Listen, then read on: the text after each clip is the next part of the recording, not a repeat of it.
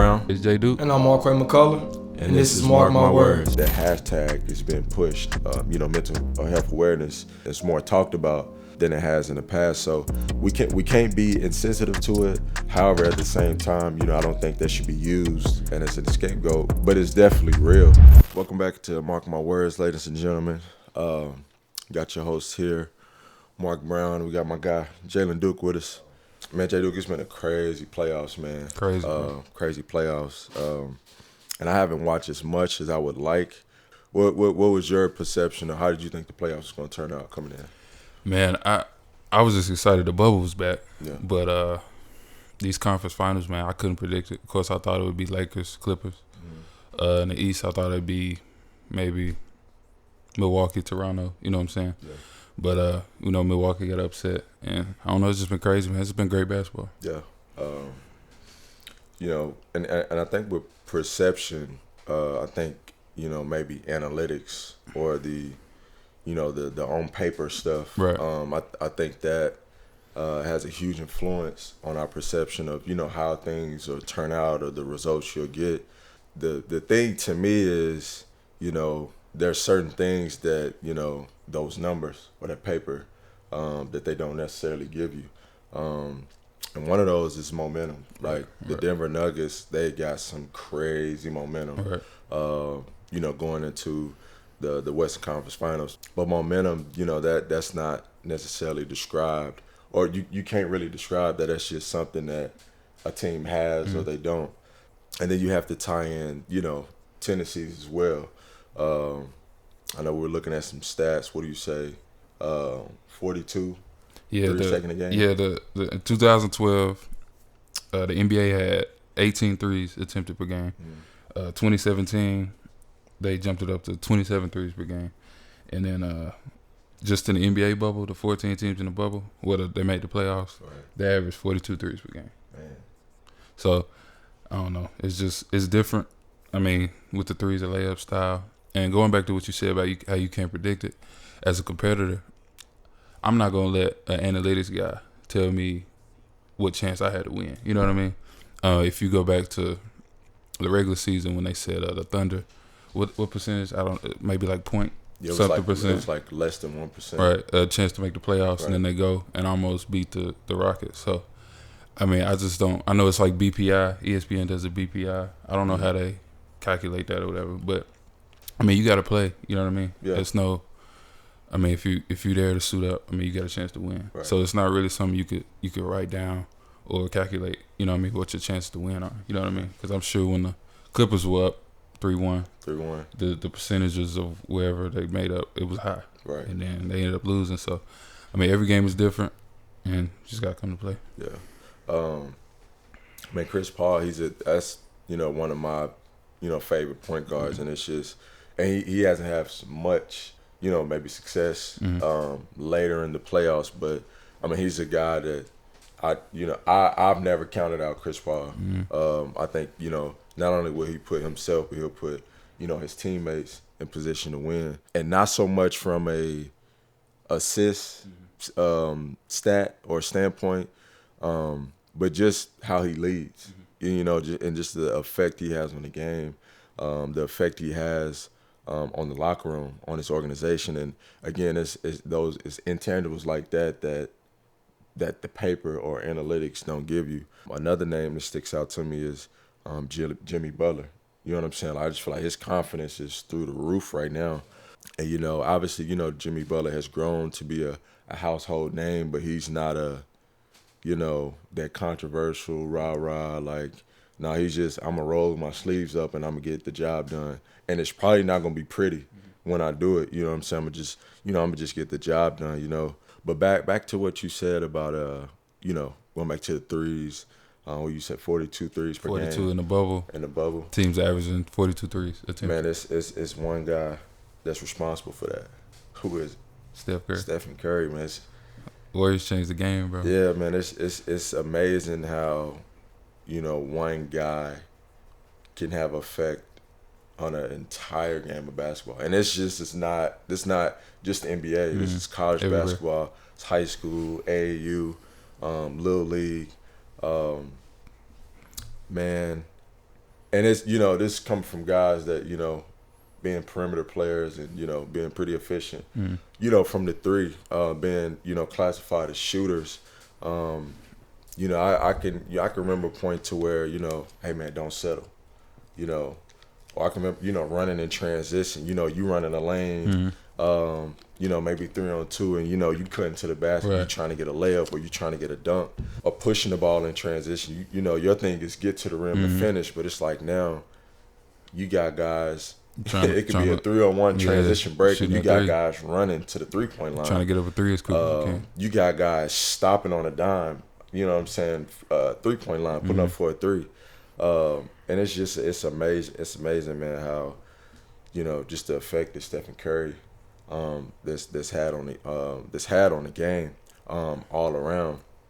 But back to Tennessee's analytics will tell you, the mid range, that's a bad shot. It's a horrible shot. Don't take that shot.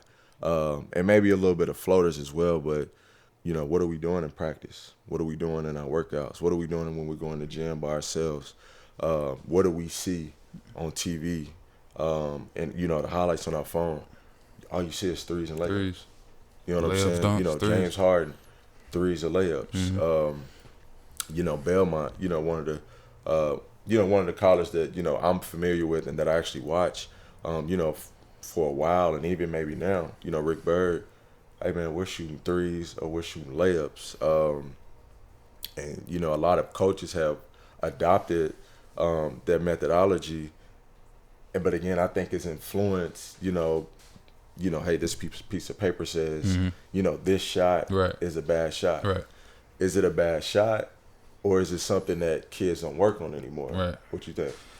I think it's something people don't work on just because it's become unorthodox to shoot anything in between. It's just like you said, threes or layups. It's just the game just changed, man. Like the Warriors just, it's no more 3 out, 2 in, which was the pre-Warriors era, 3 out, 2 in. But it's 2 bigs on the block. You may play high-low, catch it at the top, maybe shoot the.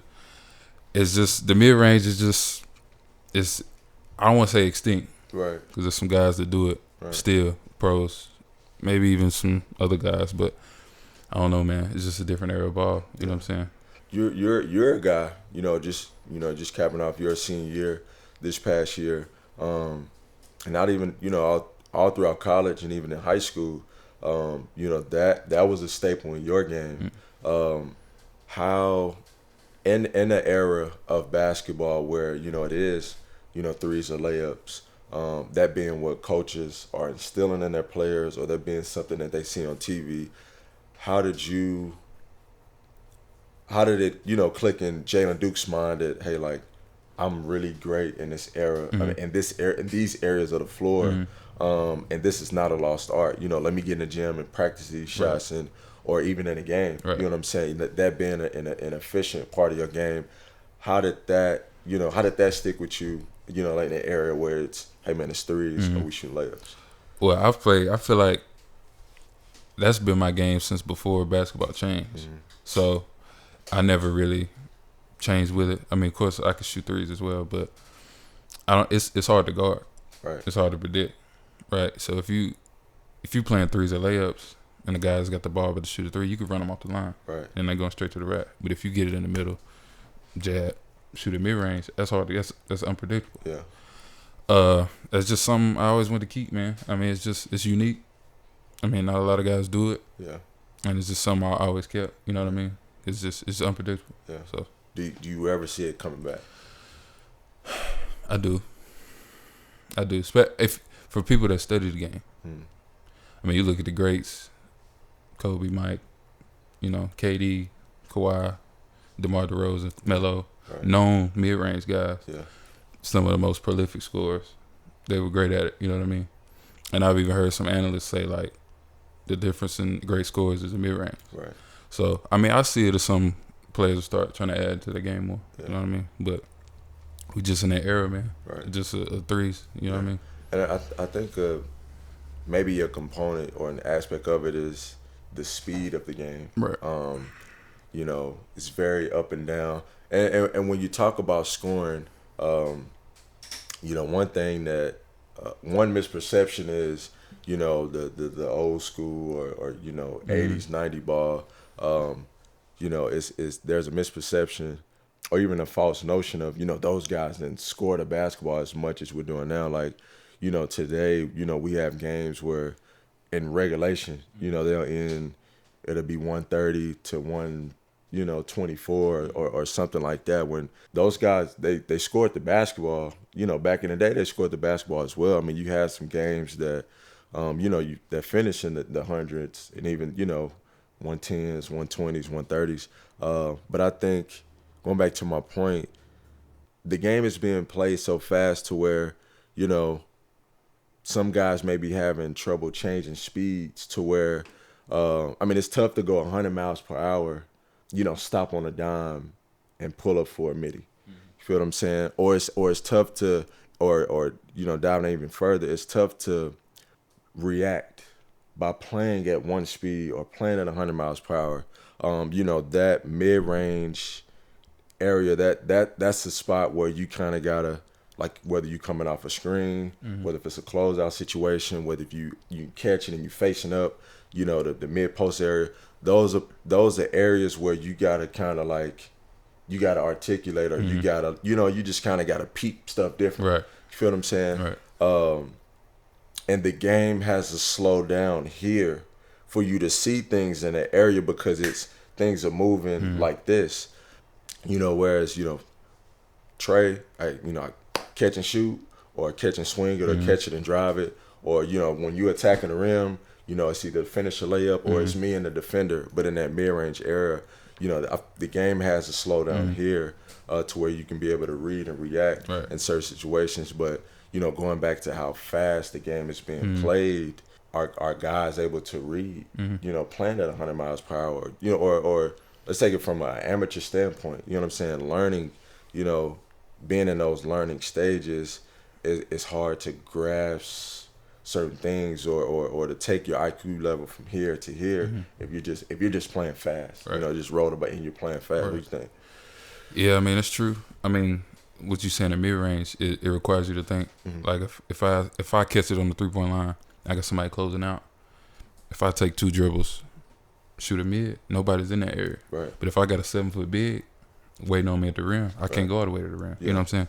So it just takes, it just takes somebody to study the game a little more. It's something you work on for sure. Right. Because, I've heard people say the midi might be a tougher shot. Right. Than, you know what I mean? Just because it's something people don't work on. It's a closer shot than a 3, but it's different. It's something people don't work on. So, I don't know, man. It's just something you just got to work on and do. What do you think? I don't know, man. What do you think about the game being changed? Because some of the older players, they don't like the pace of the game, how fast it's going. Of course, they scored back in the day, but it was different. Like, it wasn't as many points. Of course, like you said, the speed of the game. Yeah. And some of them think it's no defense being played now. Right. It's just they're just getting up and down, shooting a bunch. What you think? Well, from a general standpoint, I think there's always going to be some bias. Whether you want to talk GOAT talk or whether you want to, talk errors. I can only imagine that, if I played in the 90s, I'm probably going to be biased towards how I feel about my era versus the basketball we're seeing today. Playing in this era of basketball, or spectating and watching this era of basketball, may be a little biased to, you guys may have been more physical, in the 90s or the 80s, but, you're not as talented. There's not as many stars in the league as there are today. So, but I think it's, to each his own. At the end of the day, basketball is basketball. But as far as what we're seeing today, back to your question, as far as defense, I'm not going to discredit certain guys and certain teams that actually hone in on the defensive side of basketball.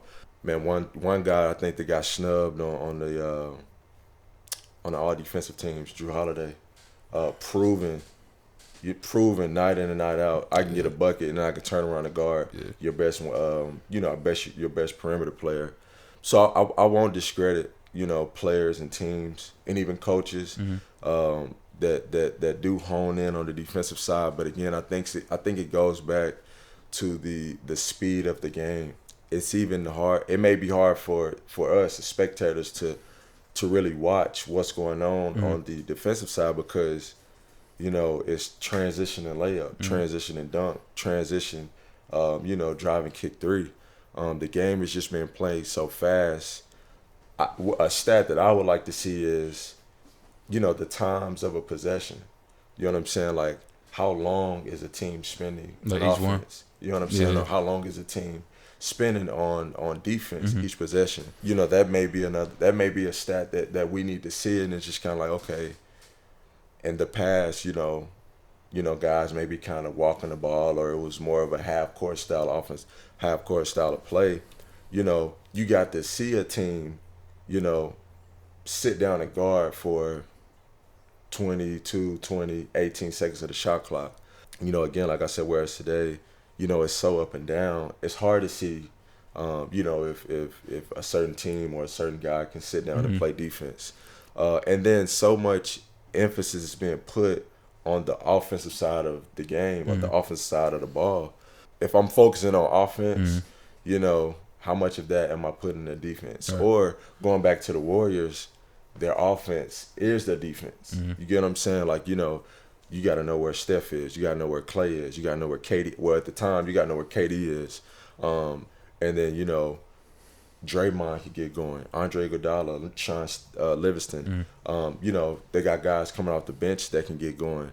But those main three guys in particular at the time, KD, Steph, and Clay, whether they make or miss a shot, I'm on offense thinking like, dang, I'm going to stop those guys. You know what I'm saying? Right. Which, again, their offense is their defense. So, man, I think a lot of it has to do with the speed of the game, and then just how the game is being played, man. It's different, in the 80s, 90s, you had guys that really honed in on that, that mid-range game, the Mikes, right. the Kobe's, right. Guys like that, man. And, whereas today, James Harden is, it's threes and layups. Steph Curry, threes and layups. You can go on down the list. So, but at the end of the day, man, basketball is basketball. Yeah. I don't think it's so much they're not playing D. You know what I mean? The game is faster, more shots, quicker shots. It's more possessions. Right. You know what I mean? So they're gonna naturally score more points. Right. The game is naturally gonna be faster. So I don't think they're just not defending. We're just in a new era. Yeah. So the final score is just gonna be a little higher. You know what I mean? So it's a different game, man, than the 80s, 90s. I saw some stat too. I don't want to say what year because I don't remember what year, but the Bulls Jazz in the finals, they shot like 5 threes for the whole finals or something. Yeah. And it's just crazy to look at. You know what I mean? Teams might shoot 5 threes in the first few possessions. Yeah. So I don't know, man. I think it's good that the game is evolving. That's more skill being involved. You got to be able to shoot. Right. Like now today, you have to be able to shoot to be on the floor. Right. But I don't think it's a bad thing, man. To be honest. Yeah. But it's just it's pros and cons. It just depends on how you look at it. Yeah. Comparing, the 80s, 90s era to, modern day basketball. Two-sided question. Who are you rocking with? All right, you got to choose one or the other. And then if you're rocking with today's basketball, are there more? Is it because they're more? Is it more competitive, or is it more challenging because there's more stars or superstars in today's league than it was back in the day? I like today's era. Yeah. Just because of the skill being involved. Right. Not saying you always have to. If you're in the NBA, you got that skill. Right. But today's era, you really have to have abilities to play. Right. Like being able to shoot the ball, being able to swing, drive a closeout, hit the. You know what I mean? Yeah. Back in the day, guys weren't as talented. We could say that. Right. You know what I mean? You could get away with some guys that were in the league just to knock somebody's head off. Yeah, you know what I mean? Right. Now people call it soft, but you see players developing that's just so skilled at a young age. You know what I mean? Because you have to be able to play. And then the flip side of it, like if you get down in a game, you can always come back. You know what I mean? Yeah. I mean, games are never over. I mean, we've seen that in the playoffs. So it's just being skilled and that style of play now changing. You never out. Especially the Warriors. I mean, if a team jumps out on the Warriors up 20 early, it's definitely not over. You can't sleep. You know what I mean? Right. So I like today's game, man. It's just because of skill, man. There's so many skilled players. Yeah. And I just think with the young prospects coming up, kids are so skilled at a young age, seeing how skilled the game is now. Right. So I rock with today's era. Yeah. Well, speaking of, guys been in the league, just to basically knock people around and play physical. The guy behind the camera, he's known for using all 5 or 6 fouls. Addison, who you rocking with, man? Who as far as 80s, 90s era, as far as today's basketball, who you rocking with? I'm gonna have to say today, man. If you go past in the 80s, you mean to tell me that Russell Westbrook in the 60s or 70s will be averaging about like 70 points a game? I'm saying. It's just crazy to think that now you have point guards who can take off like how your three guards used to do. So I'm gonna have to say today, I think it's a lot more skill today. Yeah. For sure. So, okay. And I don't use all 5 of them, maybe 3.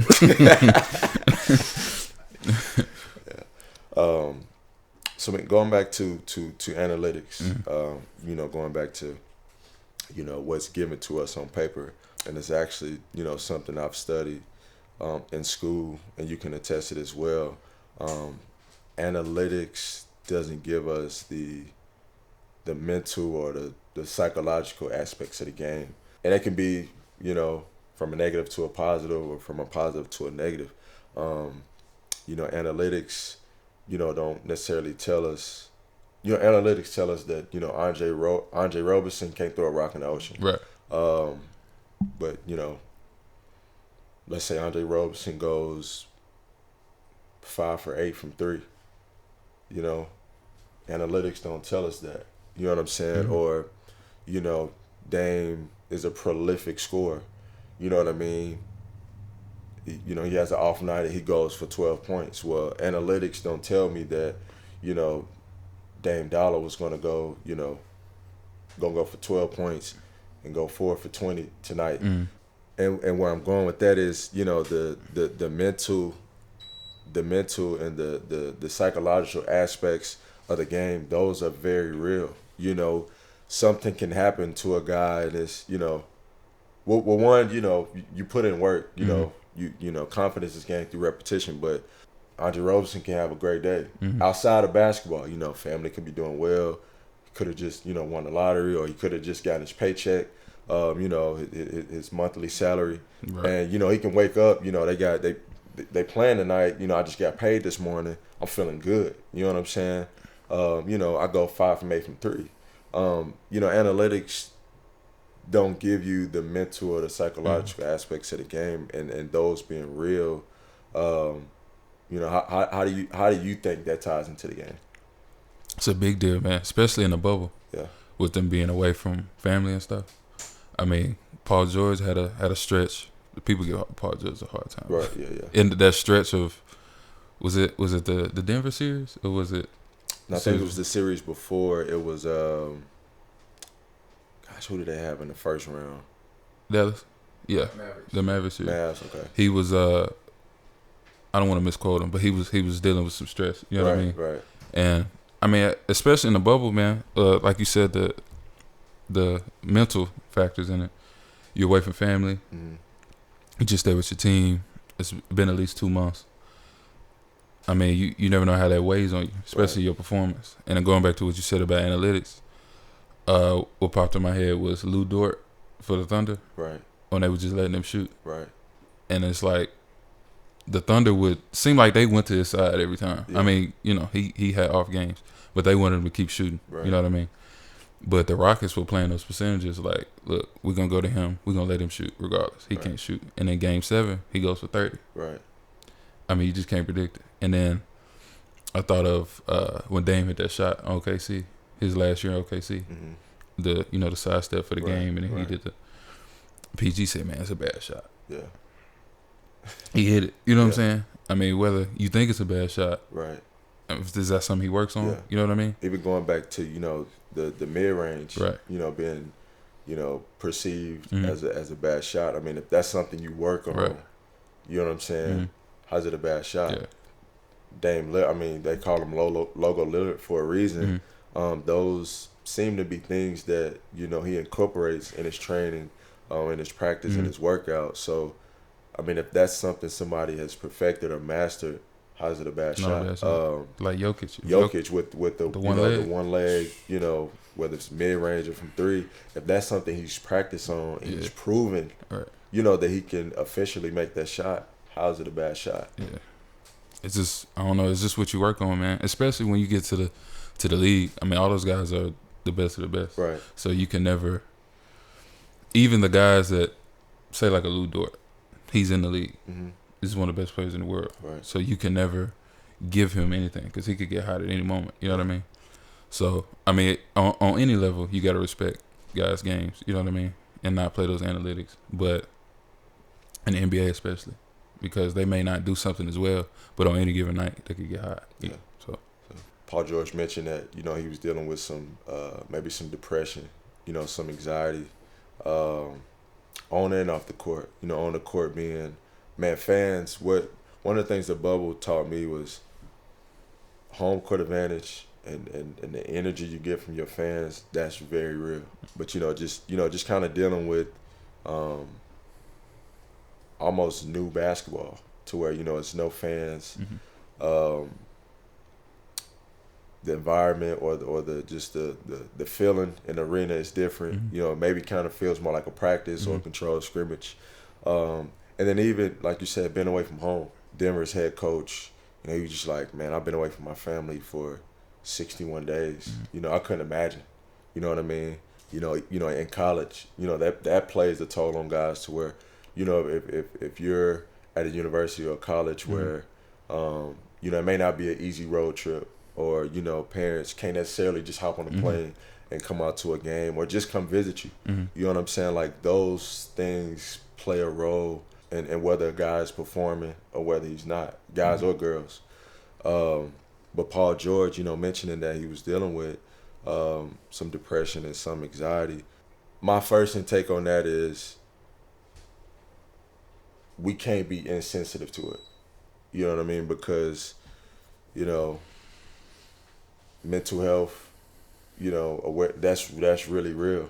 So we can't be insensitive to it. And then a side note to that, and I say this with all due respect and out of love, that can't be the scapegoat as well. Because with things being trendy now, it's and we're in a point now with mental health awareness.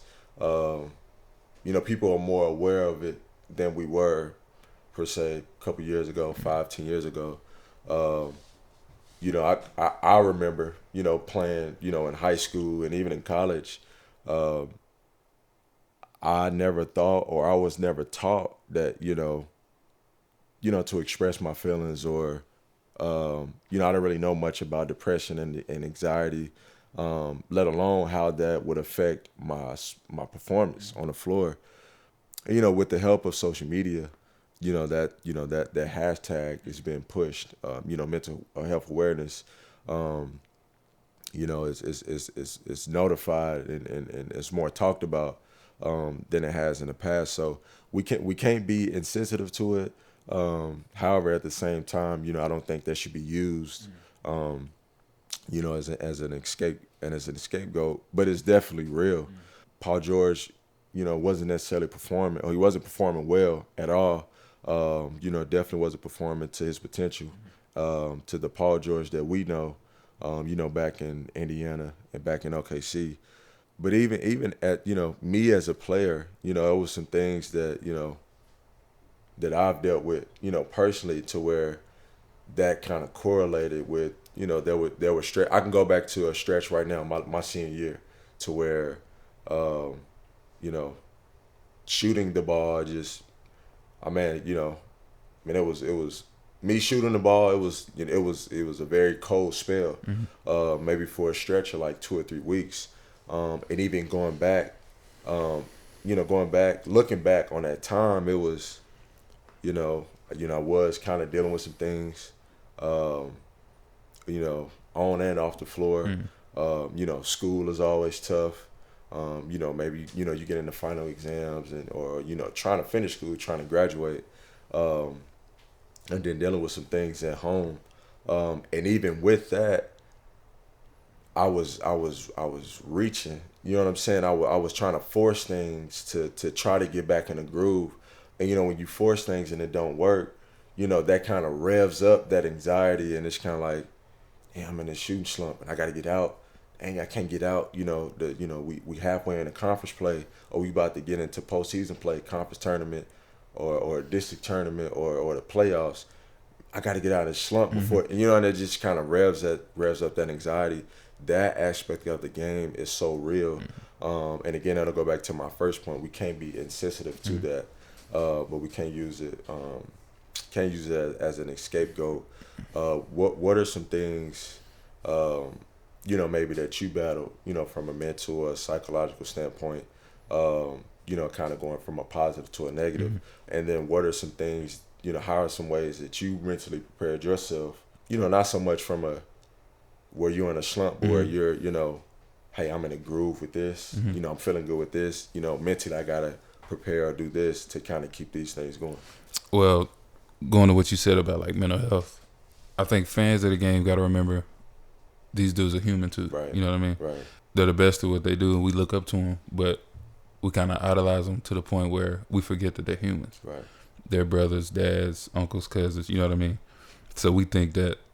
I mean, people joke and stuff on Twitter and all everybody else, but they got feelings too, and they still people.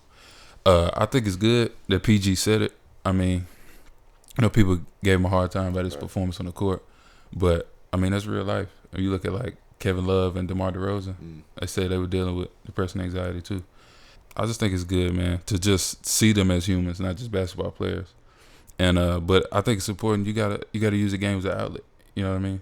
I mean, life is gonna hit. It's always, you never know what's coming. You know what I mean? But you gotta use the game as an outlet as an escape for all that stuff. When you said you had your shooting slump, I thought about this past season when we played at the Cumberlands. And we lost, tough game, back and forth game. Cumberland's one of the best teams in the league.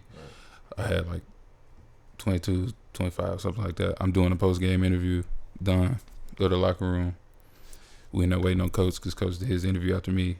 Coach comes in, man, Jay, I think you need to leave, man. Your mom is I think something with your granddad. Your mom is like tore up. And I'm like, oh, snap. So then I get my, they said, just take a uniform with you. We'll get, and then she's just boo-hooing. And then, found my granddad did. You know what I'm saying? Yeah. And it's like, hey, you know what I'm saying? You're just not expecting that. Right. And I mean, it's just real life, man. I mean, it's just, you go from, all right, man, we lost, on to the next one. How can we get better to, hey, I just snapped out of basketball mode for me. You know what I mean? It's like, I'm not even thinking about the next game, whoever else. Right. And then, which is the highlight, I think, personally, is the highlight of this past year. We didn't win as much as we wanted to, but the next game we played was at Pikeville game at home. I feel like the team rallied around me. I think they did. Pikeville was, I think, ranked number 4 in the country coming into the season, and it was an emotional game for me before the game because, my granddad came to all the games. Right. You seen him, he up acting a fool, but being there without him, it's just, it didn't feel real, man. Just the pre-games, just listening to music, it's like, hey. And then we do start lineups, and, we do layup lines, whatever. I come, sit down, get ready for the announcement, and I see my mom sitting behind the bench, and she's boo-hooing, just crying. And I'm just like, man. I mean, it's like you in the game mode, but it's like you see that, and it's like, and then I got my other granddad, my dad's dad, hugging her, and it's just like, and then my other teammates see that, and they give me that look like, man, we got you. You know what I'm saying? Right. And then we go out and we beat them, we upset them, and that was just big for me, man. Just on a personal level, those guys really caring about me enough to rally around me like that. just the way we played that game. And we just played, you know what I mean? We were on a mission. So that's my spiel on a personal level. But tying back to what we were talking about, I mean, we just got to remember everybody's human. You know what I mean? Yeah. I mean, we can't disrespect players. I mean, they're the best of the best. They have to perform for their teams. But we got to remember they got feelings too. They deal with the same things that we deal with. Guys may be dealing with some things individually, but, you know, as a group or even as a people, man, right now, you know, society, our world, man, it's just a lot going on. Man, you got natural disasters, you know, social injustice and, you know, racism. You know, that's been the major headline every day. And you know, you got COVID. You know, the list goes on, and those are things where all of us are impacted by it. No matter, you know, no matter what shade of pigment, no matter where you're from, no matter what age you are, we're all affected by those things, and you know, those things can weigh in, you know, on our psyche, on our mental. You know, I mean, I couldn't imagine, you know, being in a bubble and being away from my family. You know, I couldn't imagine, you know, having to go through, you know, our season is about to start, and you know, we're having to go through certain protocols every single day just to practice or even have a meeting.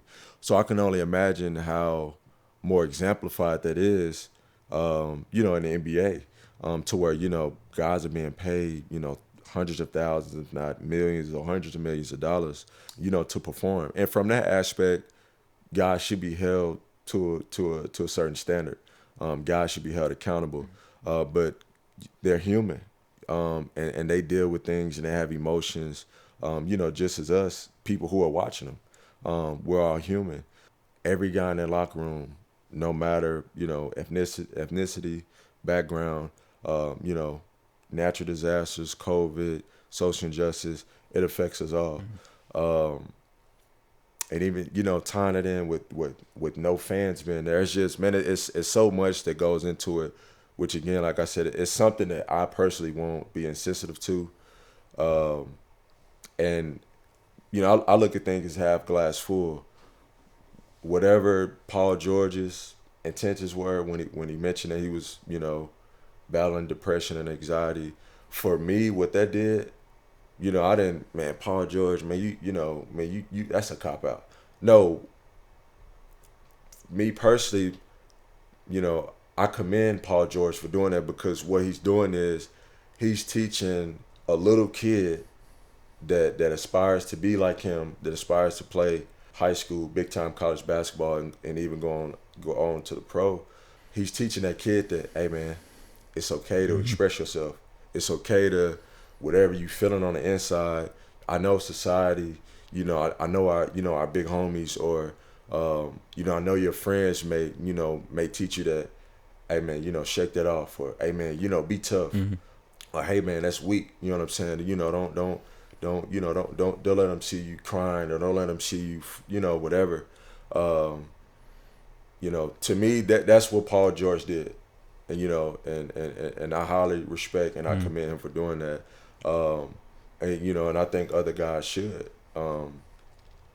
You know, but again, like I said, you know, I want to allow a Paul George or whoever, you know, to use that as a, oh well, you know, I'm dealing with, so you know, excuse my bad play. No, we're not going to excuse you from your poor performance, but at the same time, we can't be insensitive to the possibility of him dealing with, you know, mental health issues.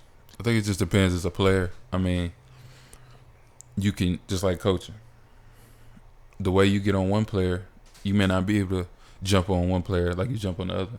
It's the way people deal with things. Right. So you could use adversities as something to fuel you. Like, okay, this happened in life. I'm going to use that as motivation. I'm going to play even harder. Right. Or you can take something that happened. It's like, man, I'm going to shut down. I want to go home. You know what I mean? So it's just different from player to player. But you always just got to be respectful. And just know everybody's human. And everybody got feelings. You know what I mean? Yeah. So I think that's it. Man. That's it. Man, so going back to mid-range, man, you know, who's your top five? Who would you say are your top five guys of the mid-range game? It's some guys. It's some stars in the league that are mid-range guys. I don't know if people realize that the people like Chris Paul and DeMar DeRozan is a mid-range guy. Kawhi, of course, but if I got a top 5, it's all time. C.J. McCollum was a mid-range guy. Yeah, all sure. time. Let's go all time. Michael Jordan, Kobe, KD, Kevin Durant, Carmelo, and Dirk. Dirk is a tough one. He's a tough one. This is my top 5 all-time mid-range guys. But you got people like the ones I named, C.J. McCollum. Yeah. It's not a lost art for them guys. You know what I mean? Right. And those are elite scores. They're some of the best of the best. So those are my 5. What's your 5? If you had to pick.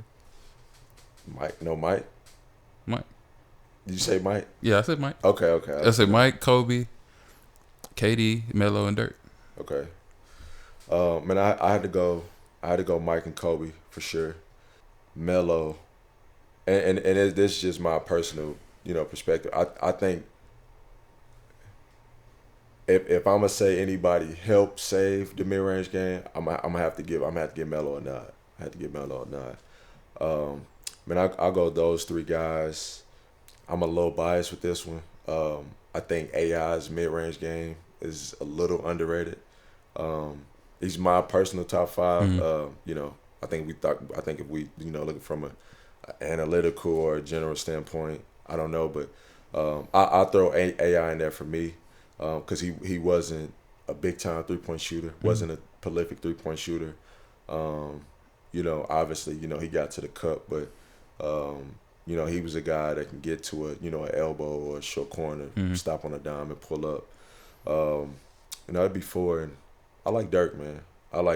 For I think 8th grade to about, I say 8th grade up until they beat the Heat in the finals. Dirk Nowitzki was my favorite basketball player. When he beat LeBron in the finals, I was kind of pissed. Yeah. I was kind of mad at him. I ain't rock with him. Yeah. But yeah, that'd be my top 5. Dirk, one of the ones, man, that changed the game when we talk about Steph, AI, KD, people like that. Dirk was the first shooting big, you know what I mean? The 7-footer that is stepping out and hitting shots. Yeah. I mean, just the one leg. You knew it was coming. You knew the turnaround. The one leg was coming, but you couldn't stop it. Right. So he's definitely a pioneer of the mid-range for me. Right. And even, mentioning, those maybe 6 or 7 guys, 6, 7, 8 guys that we named, when it comes to teaching, middle school, high school, and even college guys, about the mid-range game, you'll have a coach, hey, that's a bad shot, or percentage-wise, that's not a good look. We're shooting 3s and 2s. My message would be to guys is, okay, I'm just playing devil's advocate. You tell me, hey, Mark, that's a bad shot. Well, Michael Jordan shoots it. Kobe Bryant shoots it. Carmelo Anthony shoots it. And then, their response is, well, those are NBA guys. You're not in the NBA. Technically, you're right. However, I don't necessarily look at it as those guys are pros. Those guys spend a lot of time in their practice and their training sessions, whether or even if they're in the gym shooting by themselves, they practice that shot day in and day out. You know what I'm saying? Getting up hundreds or countless numbers of reps in that mid-range era, and that's why they're good at it. That's why they're professional, mid-range scorers. So that would be my message to kids. You know what I'm saying? Whatever it is, confidence is built through repetition. And repetition is, man, get in the gym, figure out what it is that you're good at, and just get your reps up. So, well, ladies and gentlemen, as we wrap up the podcast, I know Jalen and I, we spoke on, mental health awareness. That, me personally, that's something that, I've studied over the past 2 or 3 years, and it's something that, I'm not insensitive to. So, if you are someone who may be dealing with, or maybe even feel like you're dealing with, a little depression or anxiety, or even if you have family history of mental illness, don't suppress that. Don't suppress that. Don't hold it in. If you're comfortable enough to go talk to somebody, whether it be a family member, a teacher, or a coach, definitely reach out to him.